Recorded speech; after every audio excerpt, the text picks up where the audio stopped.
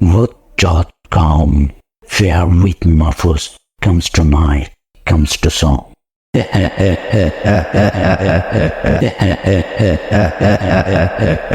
সবার জীবনে জানা অজানা কিছু প্যারানর্মাল ঘটনা ঘটেই চলেছে। যার সাথে এই প্যারানর্মাল ঘটনাগুলো ঘটেনি সেই তিক্ত অভিজ্ঞতা কখনো বুঝতে পারবে না। যেভাবে লেখা আছে সেভাবেই বলছি। আসসালামু আলাইকুম মাহফুজ ভাই, আশা করি ভালো আছেন এবং ভালো দলে। আমি মোহাম্মদ আকাশ, আমি থাকি শেরপুর জেলায় নগলা উপজেলায়। অনেক দিন থেকে ভাবছিলাম আপনাদের সাথে একটা ঘটনা শেয়ার করব, কিন্তু সময় হয়ে উঠছিল না। আজ সময় করে লিখেই ফেললাম। আমি যে ঘটনাটি শেয়ার করব এটি ঘটে আমার এক বন্ধুর সাথে। আমার বন্ধুর কাছ থেকে অনুমতি নিয়ে ওর হয়ে শ্রোতাদের উদ্দেশ্যে ঘটনাটি আমি শেয়ার করতে চাই। অনেক দিনের ইচ্ছা ছিল শ্মশানে যাওয়ার, মূলত জানা ও দেখার উদ্দেশ্যে। কিভাবে যাব, কার সাথে যাব, এ বিষয়ে কারোর সাথে শেয়ার করতে পারছিলাম না, কারণ এই বিষয়টা কেউ স্বাভাবিকভাবে নেবে না। আর তাছাড়া আশেপাশে কোনো শ্মশান আছে কিনা তাও আমার জানা ছিল না। তারপর একদিন আমার এক বন্ধুকে আমার ইচ্ছার কথা জানালাম। সে বলল তাদের এলাকা থেকে 4-5-6 কিলোমিটার দূরে একটা নদীর ধারে অনেক পুরনো একটি শ্মশান আছে। আমি বললাম তাহলে আমাকে একদিন নিয়ে চলো। সে বলল ঠিক আছে, তাহলে কাল আমরা রওনা হই। যথারীতি পরের দিন সকালে খুব ভোরে আমরা পায়ে হেঁটে রওনা হলাম। সময়টা ছিল শীতকাল। হাঁটতে হাঁটতে ঘন্টাখানিক পরে আমরা সেখানে গিয়ে পৌঁছালাম। চারিদিকে ঘন কুয়াশা ঢাকায় বিস্তীর্ণ ফসলি জমি, আশেপাশে কোনো বাড়িঘর নেই। পরিবেশটা অনেক নীরব ও নিস্তব্ধ। শীতকাল হওয়ায় নদীর পানি থেকে ধোঁয়ার মতো বাষ্প তৈরি হচ্ছিল। এরপর আমরা শ্মশানের ভেতরে প্রবেশ করলাম। তারপর সব দেহ দাহ করার স্থানে গেলাম।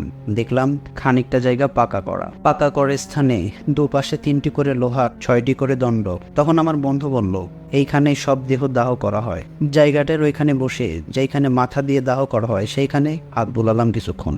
সেই সময় আমার মনে খানিকটা ভয় কাজ করতেছিল। হঠাৎ খানিকটাও দূরে দেখলাম কিছু আত পোড়া লাকড়ি থেকে ধোঁয়া উঠতেছে, এবং কাছে গিয়ে দেখি সত্যি ধোঁয়া উঠতেছে। আমার বন্ধু বলল গত রাতে মনে হয় কোনো দেহ দাহ করা হয়েছে। তারপর আমরা দুজন আরো কিছু সময় রইলাম। এরপর যখন আমরা শ্মশান ত্যাগ করব, তখন হঠাৎ আমি হোঁচট খেয়ে পড়ে গেলাম। তখন আমার বন্ধু দুষ্টমি করে বলল কিরে, কোনো কিছু পিছু নিল নাকি? তারপর আমি নিজেকে সামাল দিয়ে উঠে দাঁড়িয়ে খেয়াল করলাম যে গাছের শেকড়ের সাথে হোঁচট খেয়েছি। তারপর সেখান থেকে আমরা দুজন দ্রুত চলে আসলাম। সারাটা দিন ভালোই কাটলো, কিন্তু সন্ধ্যা থেকে একটু একটু ভয় লাগছিল। আমি আমার বন্ধুকে ফোন দিয়ে বললাম আমার খুব ভয় করছে। ও বলল ভয়ের কিছু নেই, ওয়েট কর, আমি আসছি। রাতেও আমাদের বাসায় এসলো। যথারীতি রাতের খাবার শেষ করলাম আমরা। তারপর আমরা দুজন গিয়ে শুয়ে পড়লাম, কিন্তু কিছুতেই আমার ঘুম আসতেছিল না। কিন্তু আমার বন্ধু গভীর ঘুমে মগ্ন। আমি জেগেই আছি। এ পাশ ও পাশ করতে করতে দেখি রাত 3টা বাজে। তখন একটু তন্দ্রা আসলো। খানিক বাদে অনুভব করলাম কেউ আমার পিঠে ধাক্কা দিচ্ছে। ভাবলাম আমার বন্ধু হয়ে ডাকছে। আমি জিজ্ঞেস করলাম কিরে, ধাক্কাচ্ছিস কেন? তারপর ঘাড় ঘুরে দেখলাম আমার বন্ধু তখনও ঘুমে মগ্ন। তখন আমি চমকে গেলাম।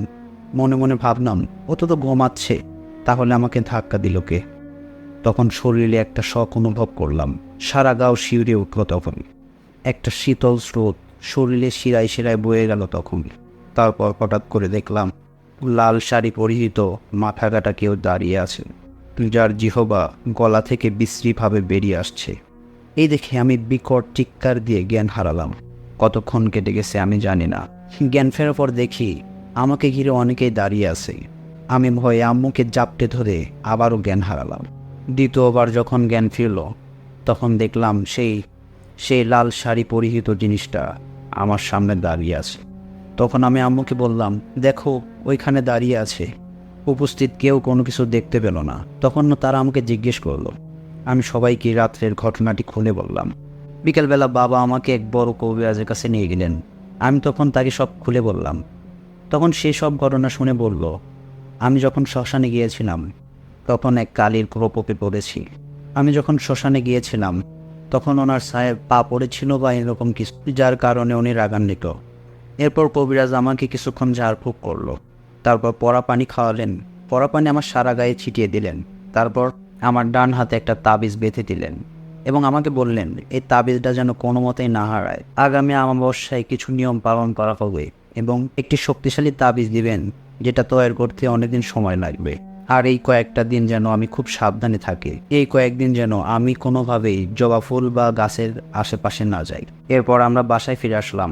বাসায় ফিরে এসে আব্বু আমাকে শ্মশানে যাওয়ার ঘটনাটি শুনে আমাকে অনেক বকাঝকা বলল এবং শ্মশানের ঘটনাটি আম্মুকেও খুলে বললেন। 5-6 দিন স্বাভাবিকভাবেই কাটলো, তেমন কোনো কিছু হলো না। আমি অনেকটাই স্বাভাবিক হয়ে গেলাম। তারপর একদিন আমি আমার এক বন্ধুর বাসায় গেলাম। তাদের উঠোনে ছিল জবা গাছ। কবিরাজের নিষেধাজ্ঞা ভুলে গিয়ে গাছ থেকে একটি ফুল ছিঁড়ে আমি বাচ্চাদের সাথে খেলায় মেতে উঠলাম। তারপর সেখান থেকে ফিরতে ফিরতে সন্ধ্যা হয়ে গেল। বাসায় এসে আম্মু খেয়াল করলেন যে আমার হাতে সুতো আছে কিন্তু তাবিজ নেই। আমি আম্মুকে বললাম, আমার বন্ধুর বাসায় গিয়ে বাচ্চাদের সাথে খেলাধুলা করতে হয়তো তাবিজটা হারিয়ে গেছে, খেয়াল করে। আম্মুর সাথে সাথে আমাকে কবিরাজের কাছে নিয়ে গেলেন এবং তাকে গিয়ে বললেন তাবিজটি ছুটে গেছে। তখন কবিরাজ সাহেব আমাকে বললেন, তাবিজ তো ছুটে যাওয়ার কথা নয়, তুমি কোনো জবা গাছের কাছে গিয়েছিলে। তখন আমি কবিরাজ সাহেবকে বললাম, ওদের বাসায় গিয়ে বাচ্চাদের সাথে জবা ফুল নিয়ে খেলেছি, তখন আমার এগুলো মনে ছিল না। তখন কবিরাজ সাহেব বললেন, এখন আমি আর কিছু করতে পারবো না, এটা আমার হাতের বাইরে চলে গেছে। রাতটা সাবধানে থেকো, আমি কাল সকালবেলা তোমাকে এক বড় তান্ত্রিকের কাছে নিয়ে যাব। তারপর আমরা বাসায় ফিরে আসি। আমি এবং আম্মু অনেক ভয় পাচ্ছিলাম। বাসায় আব্বুও ছিল না। আম্মু রান্না করছে আর আমি তার পাশে বসে আছি। পাকের ঘরের সামনেই একটা পুকুর রয়েছে। হঠাৎ করে দেখি পুকুরের ওপারে একটা মাথা, কোনো দেহ নেই, এবং দেখি মাথাটি পুকুরের দিকে এবং মাথাটি আমার দিকে আসছে। এটা দেখে আমি ভয় পেয়ে আম্মুকে জাপটে ধরি। এরপর আমরা দুজনে চিৎকার শুরু করি এবং আমাদের চিৎকার শুনে আশেপাশে সবাই চলে আসে। এক পর্যায়ে আমরা জ্ঞান হারাই। এরপর যখন আমাদের জ্ঞান ফেরে তখন দেখি আমাদের চারপাশে অনেক লোক। হঠাৎ কে যেন আমার পা ধরে হ্যাঁচকা টান দিয়ে দরজার সামনে নিয়ে আসে। সবাই দৌড়ে গিয়ে আমাকে জাপটে ধরে। তারপর আমাকে বিছানায় শুইয়ে দিয়ে অনেকেই দোয়া কালাম পাঠ করতে থাকে। এরপর আমরা সকালের অপেক্ষা না করে আর একজন কবিরাজের কাছে চলে যাই এবং আমরা সেই কবিরাজের কাছে গিয়ে আমাদের সাথে ঘটে যাওয়া সমস্ত ঘটনা খুলে পড়ি। তারপর তিনি আমাদেরকে সারিয়ে তোলেন এবং এটা থেকে বাঁচার উপায় বলে দিলেন। তারপর থেকে আমাদের সাথে আর তেমন কোনো কিছু ঘটনা ঘটেনি। তো এই ছিল মাহফুজ ভাই আমার সাথে ঘটে যাওয়া ঘটনা। ভালো লাগলে পড়ে শোনাক। এবার আমরা পরবর্তী ঘটনায় চলে যাব। ঘটনাটি শেয়ার করেছেন আমাদের মর্ডার মোহাম্মদ ইয়াসিন। চলুন তার কাছ থেকে ঘটনাটি শুনে আসি। আসসালামু আলাইকুম মাহফুজ ভাই, আশা করি ভালো আছেন। আমি জানি আপনি সবসময় ভালোর দলেই থাকেন।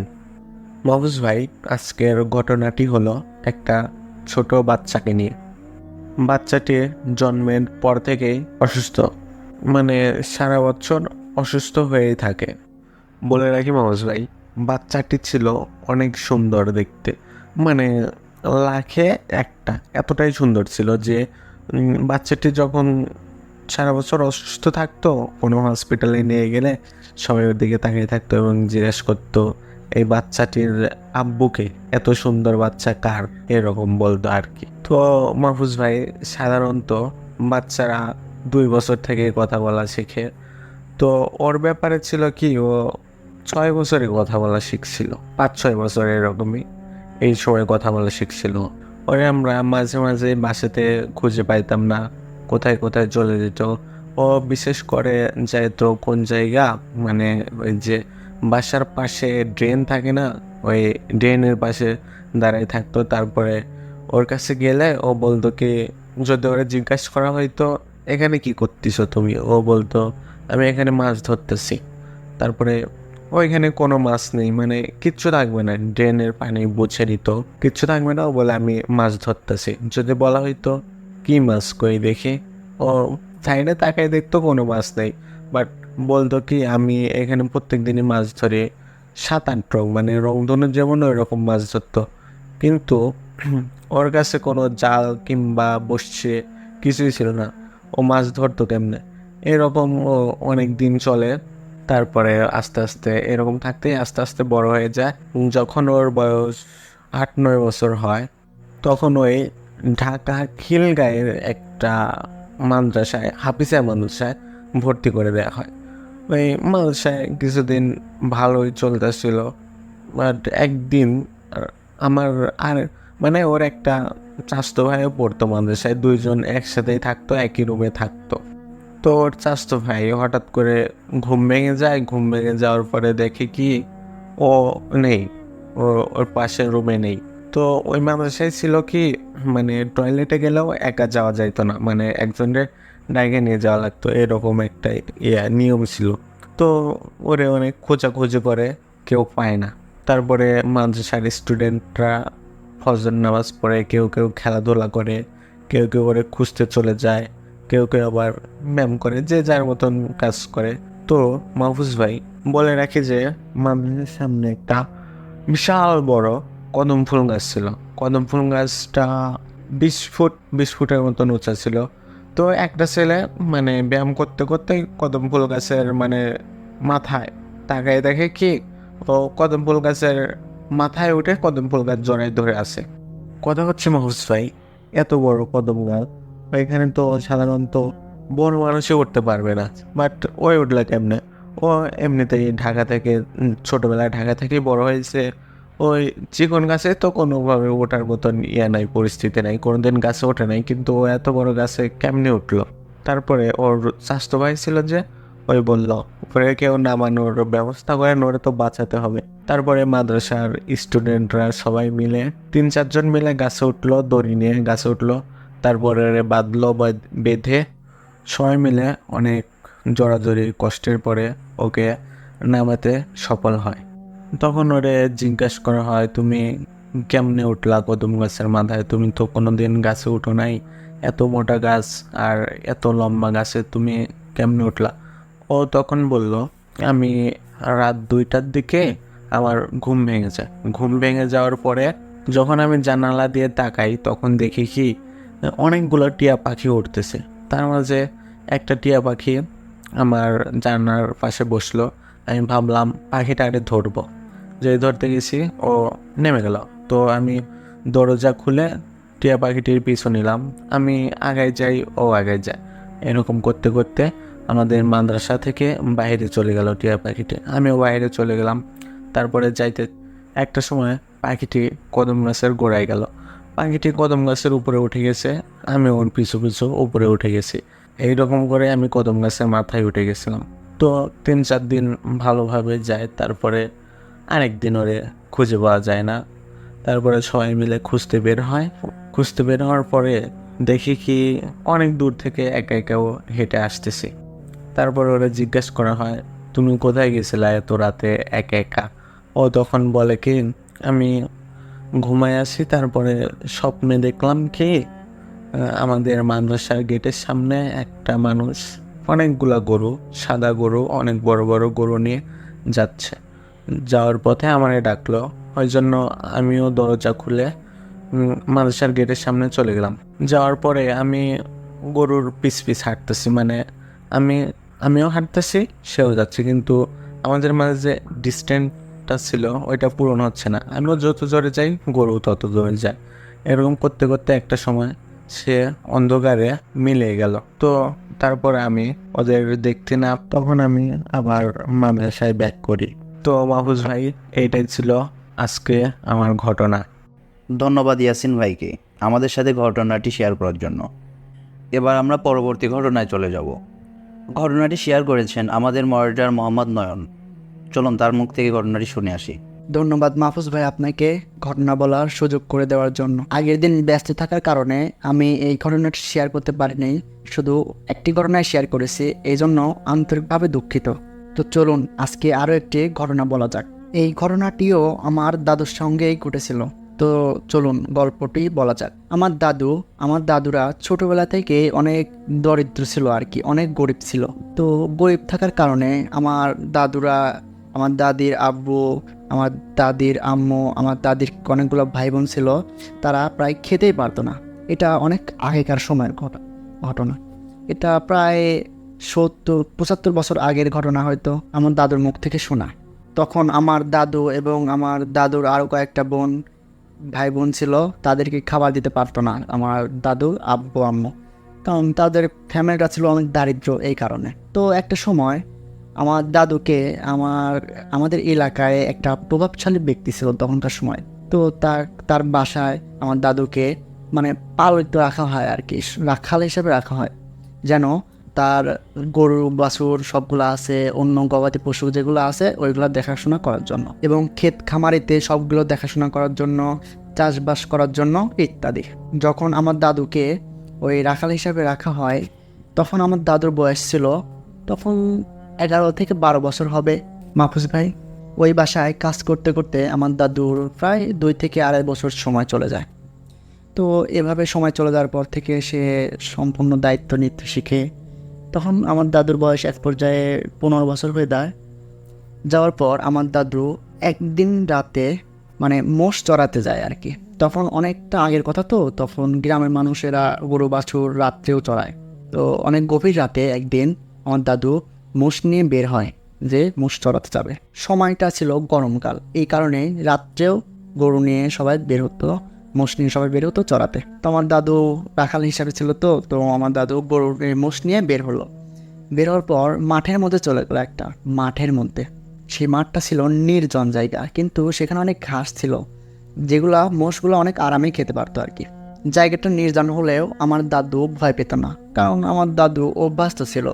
কারণ তার এই কাজ করতে করতে মানে একটা অভ্যাসতে পরিণত হয়ে গেছে, এমনটাই আর কি মাহফুজ ভাই। তো ভয় না পেয়ে আমার দাদু চলে গেছে মোষ নিয়ে, অন্য দিনের মতো মোষ চড়াচ্ছে, খাওয়াচ্ছে। তখন তো সময় দেখা মানে ঘুরে দেখার কোনো ছিল না, সময় দেখতে পাচ্ছিল না। তখন রাত আনুমানিক 2টা থেকে 2:30 হবে মাহফুজ ভাই। তো তখন আমার দাদু মোষগুলা নিয়ে সে মাঠের মধ্যে চলে যায়। যাওয়ার পর মোষগুলা ওইখানে ঘাস খেতে থাকে। তো আমার দাদু একটু বসে এক জায়গায় গাছের নিচে বসে। তো বসে থাকার পর ওই মোষগুলা খেতে খেতে খাচ্ছিল। আমার দাদু তখন ভাবছিল যে মোষগুলা খাক, আমি এখানে একটু ঘুমিয়ে নিই। তো তখন আমার দাদু একটু ঘুমানোর পর মোষগুলা খেতে খেতে একটা মানে নির্জন জায়গায় একটা পুকুর ছিল আর কি, ওই পুকুরের পাশে চলে যায়। যাওয়ার পর আমার দাদু হুট করে ঘুম ভেঙে যায়। কিছুক্ষণ পরেই ঘুমটা ভাঙার পর সে দেখে যে মোষগুলা নেই। সে মোষগুলা না দেখে অবাক হয়ে যায়, কীভাবে মোষগুলা কোথায় গেল। তখন আমার দাদু ওই মোষগুলা খোঁজার জন্য দূরে একটু যায়, খোঁজাখুঁজি করার জন্য। তো যাওয়ার পর দেখে যে ওই পুকুর ছিল না একটা, ওই পুকুরের পাশে মোষগুলা খাচ্ছে। তো এটা আমার দাদু দূর থেকে লক্ষ্য করে। তখন আমার দাদু একটু স্বস্তি নিঃশ্বাস ফেলে যে হ্যাঁ, আমি মোষগুলা পেয়েছি এই ভেবে। কিন্তু মাহফুজ ভাই, ঘটনাটা এখান থেকেই শুরু। যখন আমার দাদু সেই মোষগুলা নিয়ে আসতে যায় কাছে যাওয়ার জন্য, তখন দেখে যে লক্ষ্য করে মোষের পার দিকে, কিন্তু দেখে যে মোষগুলার পা নেই। সে অবাক হয়ে যায় এবং সে বুঝতে পারে যে এটা আসলে মোষ না। তখন সে ভয় পেয়ে দ্রুত বাসায় চলে আসে। আসার পর সে লক্ষ্য করে যে গোয়ালের দিকে তাকায়, দেখে যে তার মোষগুলো গোয়ালে চলে আসছে। কিন্তু সে অবাক হয়ে গেছে, সে ঘুমিয়েছিল কিন্তু সে জানতে পারেনি যে এই মোষগুলো কীভাবে গোয়ালে চলে আসলো। মোষগুলো গোয়ালে দেখে সে মানে কিছুটা অবাক হয়ে যায়, আবার স্বাভাবিক হয় যে থাক, মোষগুলো যে বাসায় চলে আসছে এটাই অনেক। তারপর ওই দিন আমার দাদু ওই ঘটনাগুলো কাউকে বলে না, মানে এটা ছিল একটা সিম্পল ঘটনা, মানে শুধু দেখেই চলে আসছে ওই দিন। তো তারপরের দিন মাহফুজ ভাই, আমার দাদু আবার সে আগের দিনের মতোই মোষগুলাকে নিয়ে রাত্রেবেলা চড়াতে যায়। ওই একই জায়গায় যায় যেখানে প্রথমে ছিল। তো ওইখানে যাওয়ার পর মোষগুলাকে ছেড়ে দেওয়ার পর আমার দাদু একটা জায়গায় বসে থাকতে থাকতে কিছুক্ষণ পর আমার দাদু ঘুমিয়ে যায়। ঘুমিয়ে যাওয়ার পর তো তারপর এক পর্যায়ে যখন মানে ভোর হওয়া ভাব, তখন আমার দাদু কীভাবে জানি জাগনা পেয়ে যায়। জাগনা পাওয়ার পর সে লক্ষ্য করে যে তার থেকে কিছুটা দূরে মোষগুলোর সঙ্গে কালো কিছু একটা মানে ছায়ার মতো কিছু একটা আছে, মানে মোষগুলোর পাশেই আর কি। মোষের রূপ ধরে মানে মোষগুলোর সাথে ঘাস খাওয়ার মতো মানে ওরকম একটা করে আসে। তো তারপর আমার দাদু ভয় পেয়ে যায় যে কী হচ্ছে এগুলা। আমার দাদু রীতিমতো ভয় পেয়ে যায়, অবাকই হয়ে যায়। তো অবাক হওয়ার পর আমার দাদু গাছের পিছিয়ে লুকানোর পর সে অনেকক্ষণ থাকার পর যখন ভোরের আলো ফোটার সাথে সাথে ওই কালো ছায়া মূর্তিগুলো অটোমেটিক মানে বাতাসের সাথে আর কি আলোর সাথে নিভে চলে যাওয়ার পর আমার দাদু মোষগুলাকে নিয়ে আবার বাসায় চলে আসে।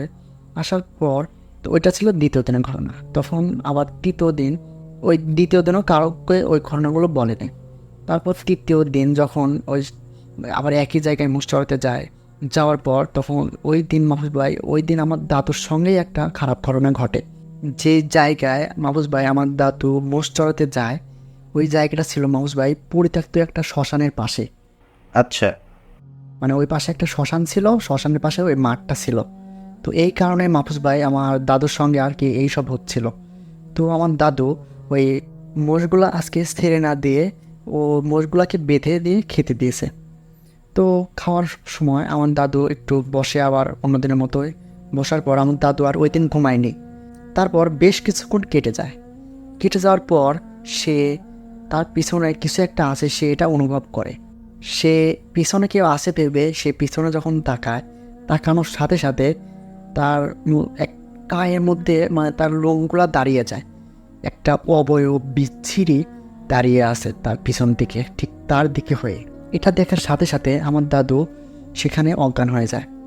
অজ্ঞান হওয়ার পর যখন তার মানে জ্ঞান ফিরেই না, যখন বাসার লোকজন অনেক টেনশন করতেছিল, চিন্তা করতেছিল, তো তারপর সবাই তাকে খুঁজতে খুঁজতে সেই মাঠে চলে আসে সকালবেলা। সো আসার পর দেখে যে আমার দাদু সেখানে অজ্ঞান হয়ে পড়ে আছে। তো সবাই তাকে ধরাধরি করে বাসায় নিয়ে যায়। নিয়ে যাওয়ার পর পানি ঢেলে তাকে জ্ঞান ফিরে আনে। জ্ঞান ফিরে আনার পর তার থেকে সব ঘটনা শুনতে চায়। তখন আমার দাদু বলে যে যে সে রাতে, সে প্রথম দিন রাতের থেকে শুরু করে, যে প্রথম দিন রাতে সে এইভাবে মোষ চড়াতে চায়, যাওয়ার সময় সে তার মোষগুলো পায় না কাছে। তো একটা পর্যায়ে খুঁজতে খুঁজতে সেই শ্মশানের পরিত্যক্ত শ্মশানের পাশে পুকুরটা ছিল, ওই পুকুরটার পাশে সেই মোষগুলোকে দেখতে পায়, কিন্তু সেই মোষগুলোর পা ছিল না। সে ভয় পেয়ে মোষগুলোকে আর না খুঁজে সে তৎক্ষণাৎ বাসায় চলে আসে। তো আসার পর সেদিন কাউকে কোনো কিছু বলে না। সে এটা বলতেছিল তখন তার জ্ঞান ফেরার পর মাহফুজ ভাই। তো দ্বিতীয় দিন সে আবার যায়, দ্বিতীয় দিন রাতে সে আবার যায় মোষগুলোকে নিয়ে মোষ চড়াতে। তখন সে ঘুমায়। ঘুমানোর পর দেখে যে মানে মোষগুলোর সাথে কালো কিছু একটা, মানে মোষগুলা যেভাবে ঘাস খায় ঠিক ওইভাবেই চলাফেরা করছে, ঘাস খাচ্ছে, কিন্তু মোষগুলোর পা নেই। সে এটা দেখে ভয় পেয়ে সে একটা গাছের পিছনে লুকায়।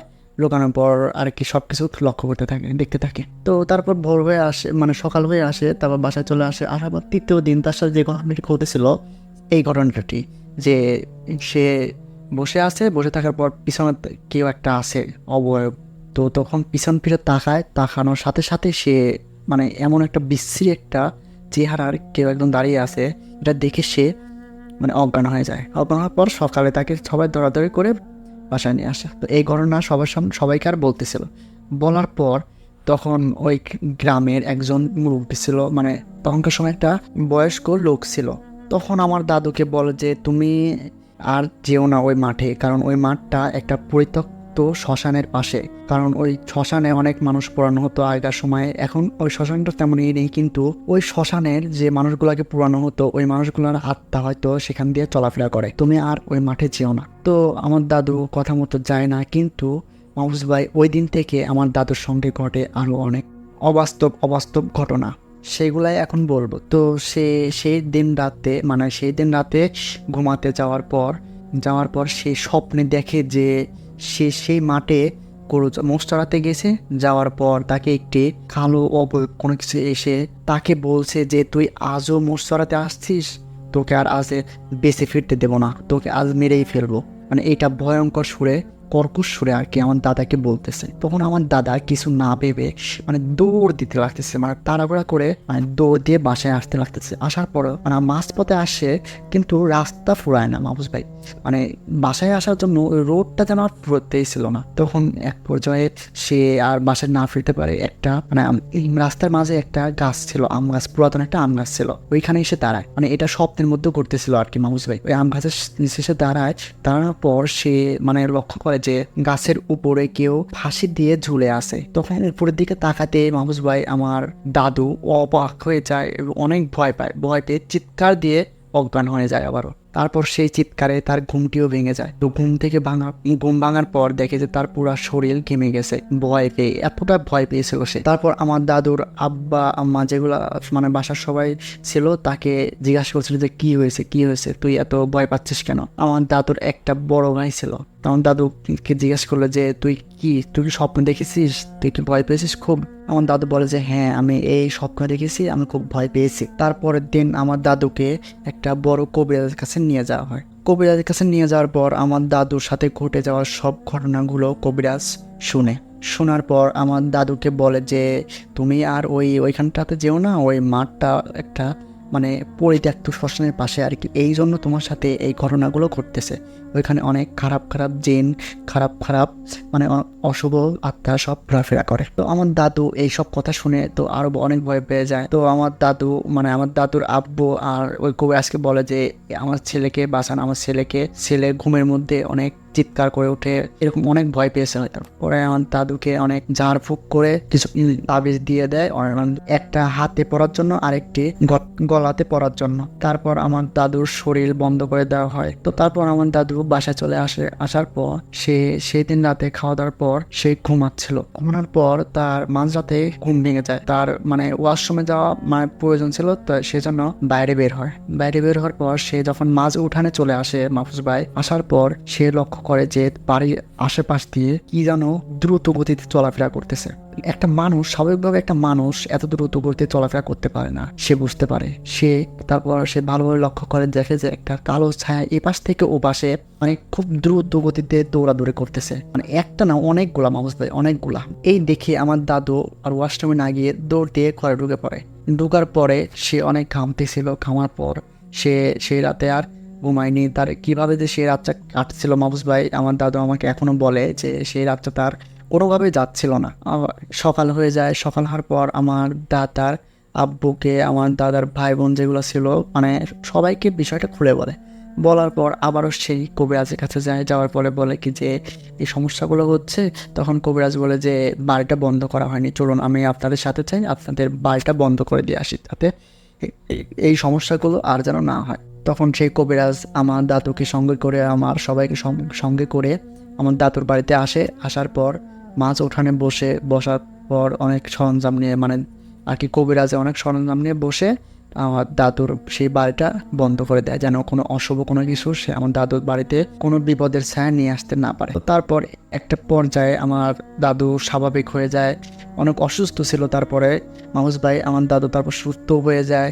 তারপর আর আমার দাদু সেই পরিত্যক্ত শ্মশানের পাশে মাঠে গরু চড়াতে যায় না। তারপর আমার দাদু আস্তে আস্তে ভালো হয়ে যায়। আমার দাদুর সঙ্গে আর কোনো কিছু ঘটেনি। এই ছিল মাহফুজ ভাই আজকের ঘটনা, আশা করি ভালো লাগবে। ধন্যবাদ নয়ন ভাইকে আমাদের সাথে ঘটনাটি শেয়ার করার জন্য। এবার আমরা পরবর্তী ঘটনায় চলে যাব। ঘটনাটি শেয়ার করেছেন আমাদের মডারেটর মোহাম্মদ হৃদয়। চলুন তার মুখ থেকে ঘটনাটি শুনে আসি। আসসালামু আলাইকুম মাহফুজ ভাই, আশা করি আপনি ভালো আছেন। আজকে যে ঘটনাটি আমি শেয়ার করব, এই ঘটনাটি আমাকে পাঠাইছে রোমান আলী রেজা। তিনি পুরান ঢাকার ওয়ারিতে থাকেন। এনার পাঠানো স্টোরি আমি আপনাদেরকে শেয়ার করেছি এবং অনেক কমেন্টে এসেছে যে এনার ঘটনাগুলো অনেক সুন্দর হয়েছে, এই জন্য এনার ঘটনা আবার নিয়ে আসলাম। রোমান আলী রেজার আজকে যে ঘটনাটি আমি শেয়ার করতে যাচ্ছি, ঘটনাটি ঘটে 1986 সালে। উনি ইন্টারমিডিয়েট পরীক্ষা দিয়েছেন এবং ইন্টারমিডিয়েট পরীক্ষা দেওয়ার রেজাল্ট বের হতে 3-4 মাস সময় লাগতো। এই সময় মানুষ সাধারণত ঘোরাফেরা করে, আর উনি চিন্তা করলেন যে পরীক্ষা তো শেষ হয়েছে, রেজাল্ট বের হতে অনেক দিন লাগবে, কিছুদিন কোথা থেকে ঘুরে আসি। তখন তার পরিবারকে জানায় এবং বাসা থেকে পারিবারিকভাবে একটা ট্যুরে যায়। ট্যুরটা ছিল শ্রীমঙ্গলের ফয়জাবাদ নামে একটা গ্রাম আছে। ওখানে তার ফুপা চা বাগানে চাকরি করতেন এবং ওইখানে তার ফুপু দেখাশোনার দায়িত্বেও থাকেন, এই জন্য সেখানে বাংলো বাড়িতে তিনি থাকতেন এবং তারা ওইখানে যে ওই বাংলো বাড়িতে থাকবেন।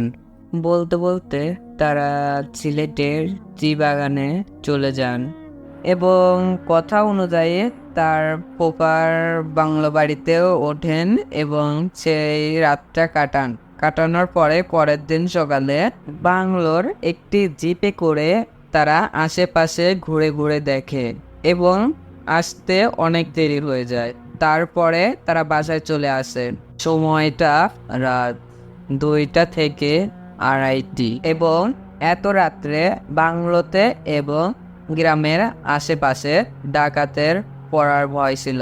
বিশেষ করে রাস্তাঘাটে চলার তো কোনো কথাই নেই, কিন্তু ওনাদের সঙ্গে অস্ত্রধারী গার্ড ছিল, এই জন্য ওদের কোনো চিন্তাই ছিল না।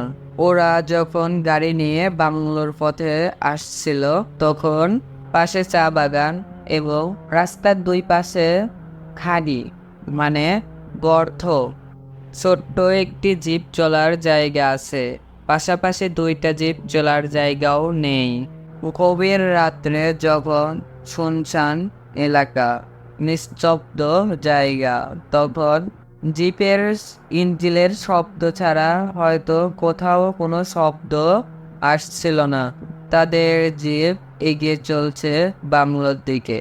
হঠাৎ যিনি গাড়ির ড্রাইভার তিনি গাড়ির গতি কমিয়ে দিলেন। তখন সবাই গাড়ির ড্রাইভারকে বলল, কি ব্যাপার, কি হলো? তখন গাড়ির ড্রাইভার বলল যে সামনের দিকে তাকিয়ে দেখো। সামনের দিকে সবাই দেখে একজন মহিলা দূষণ রঙের শাড়ি পরে, শাড়িটা বেশ ময়লা, লম্বা ঘোমটা দেওয়া, পিছন থেকে বোঝা যাচ্ছে গরমটা বেশ চিকন এবং আকার 5 ফুট থেকে 5 ফুট 2 ইঞ্চি মতো।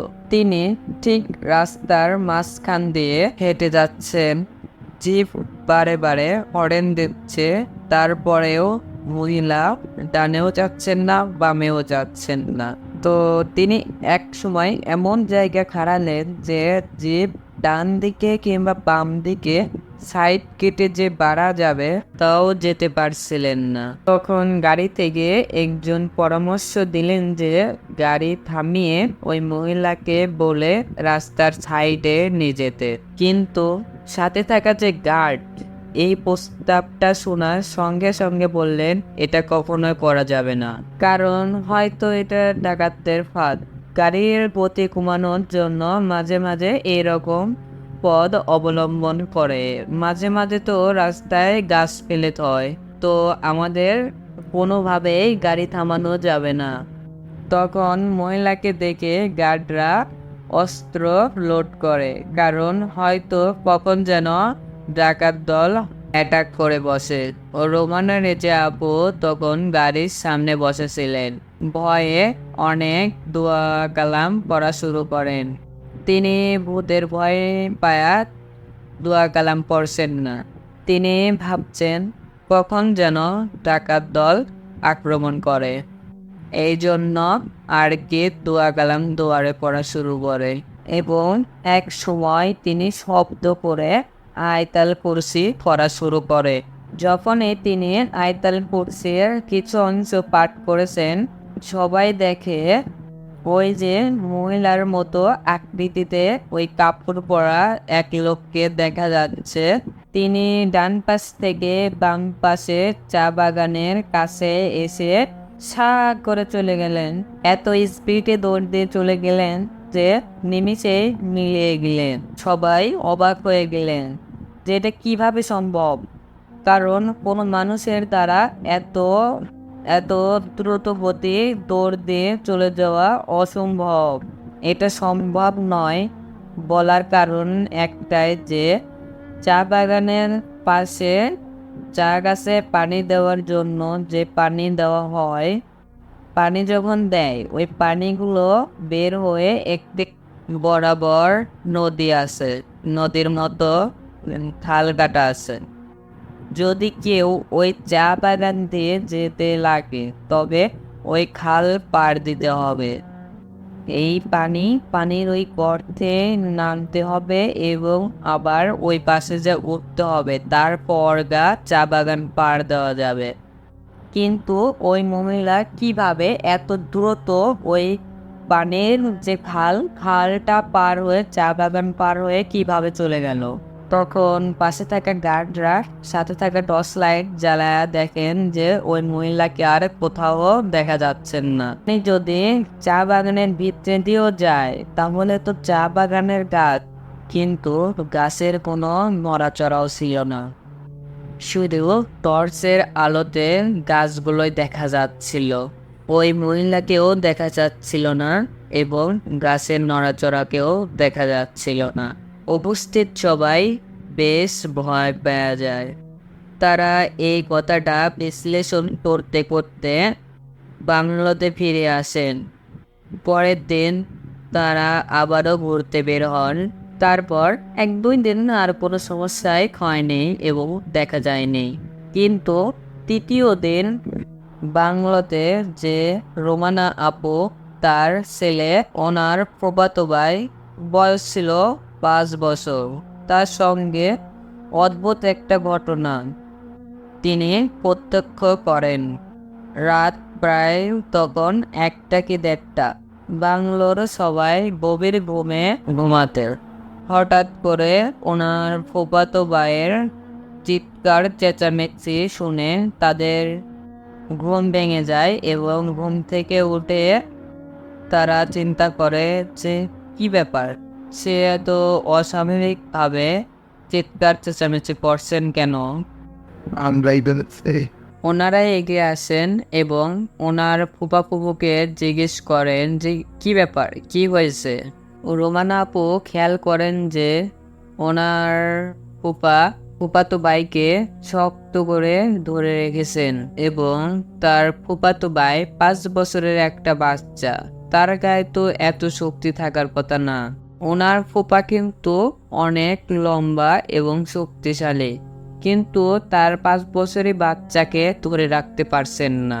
সে শুধু বলছে যে আমাকে ডাকছে, আমাকে ছেড়ে দাও, আমাকে ডাকছে, আমার যেতে হবে। সে এক সময় ভাঙচুর শুরু করে দিল, যে কোনো মূল্যেই তাকে বাইরে যেতে হবে। বহু কষ্টে তাকে আটকে রাখা হয়।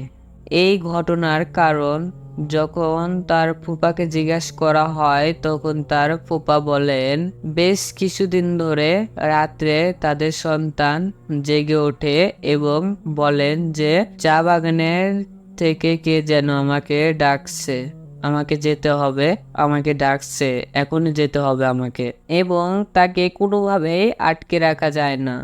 কখনো কখনো তো চা বাগানের মাঝে চলে যায়, ধরে আনতে হয়। রাত্রেবেলা অনেক চেঁচামেচি করেন। কেন এই ঘটনাগুলো ঘটছে তারা এখনো জানতে পারে নাই। যদিও একবার সমস্যার সমাধান হয়েছিল বড় একটি আলামের জারা দেওয়ার কারণে, পানি পড়া দেওয়ার কারণে। এই ঘটনা শোনার পর এবং কয়েকদিন আগে যে তাদের সঙ্গে ঘটে যাওয়া ঘটনাটা ভেবে তারা ভয় পেয়ে যায় এবং ভাবে যে এই ট্রিপটা ক্যান্সেল, তারা আর ঘুরবে না, তারা বাসায় চলে যাবেন। তারা বেশিক্ষণ দেরি না করে তারা সেই দিনই রওনা দেয় এবং ঢাকার উদ্দেশ্যে ঢাকা পৌঁছা যায় এবং ঢাকা চলে আসে। এই ঘটনাটি দেখার পর মাহফুজ ভাই অনেক ভয় পেয়ে যায়, এরপরে আর কোথাও বেড়াতে যায় না। তো এই ছিল আজকে আমার ঘটনা। মাহফুজ ভাই যদি ভালো লেগে থাকে তাহলে অবশ্যই শেয়ার করবেন। ধন্যবাদ মাহফুজ ভাই আপনাকে। ধন্যবাদ হৃদয় ভাইকে আমাদের সাথে ঘটনাটি শেয়ার করার জন্য। এবার আমরা পরবর্তী ঘটনায় চলে যাব। ঘটনাটি শেয়ার করেছেন আমাদের মডারেটর মোহাম্মদ সোহাইব। চলুন তার কাছ থেকে ঘটনাটি শুনে আসি। ধন্যবাদ মাহফুজ ভাই গল্পটি বলার সুযোগ করে দেওয়ার জন্য।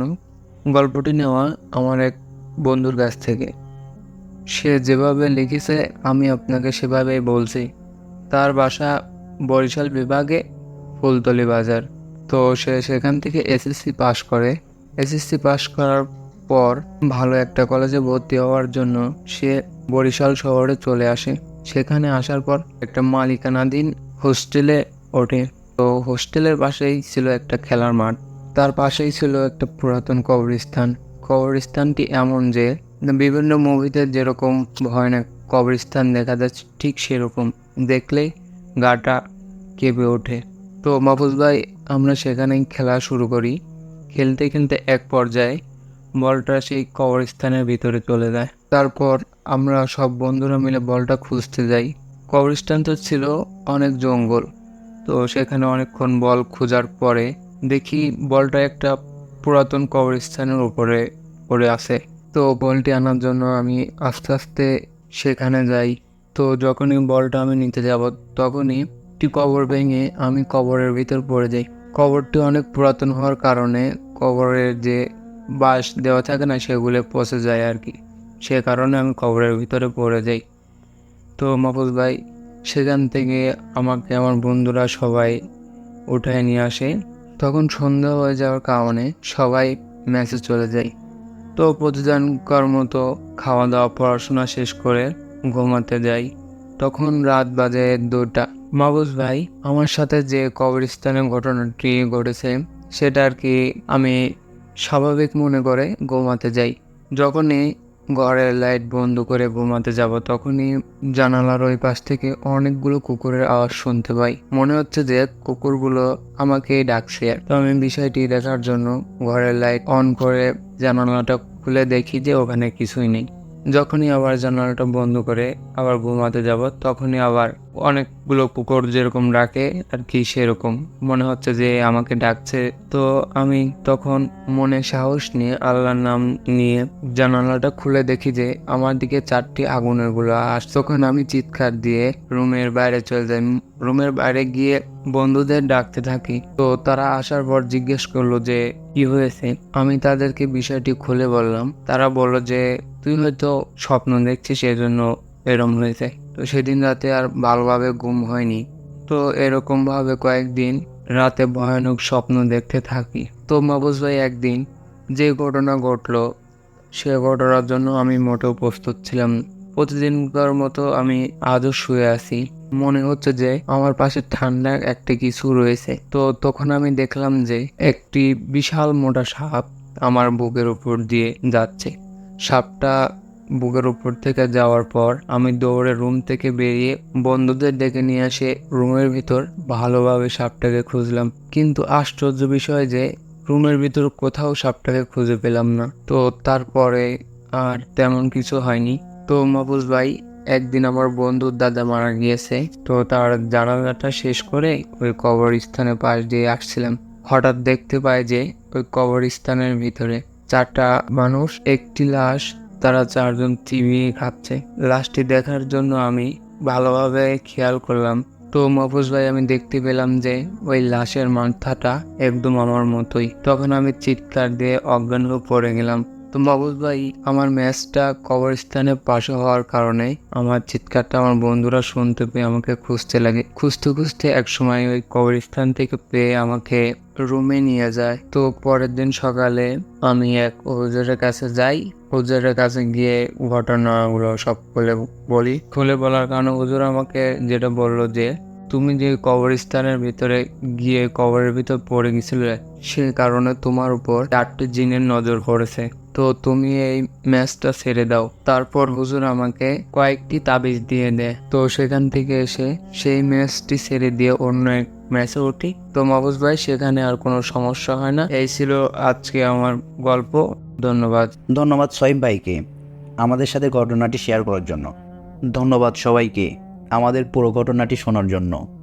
এবং পরবর্তী ঘটনাগুলো শুনতে চাইলে আমাদের পাশে থেকে চ্যানেলটিকে সাবস্ক্রাইব করে রাখবেন। ধন্যবাদ সবাইকে।